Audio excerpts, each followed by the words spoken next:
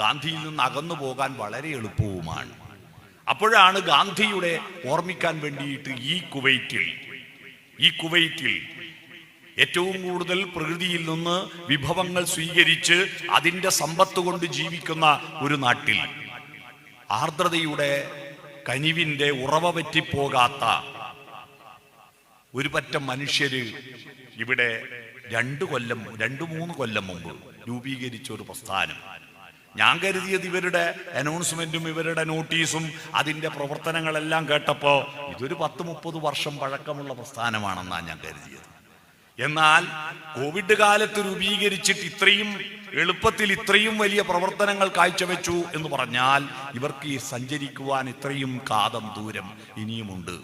ഒരുപാട് പോകാനും കഴിയും. അതിനുള്ള ഇഴയടുപ്പം ഇവരുടെ ഹൃദയങ്ങൾ തമ്മിലുണ്ട്. ആ ഇഴയടുപ്പമാണ് മനുഷ്യനും തമ്മിൽ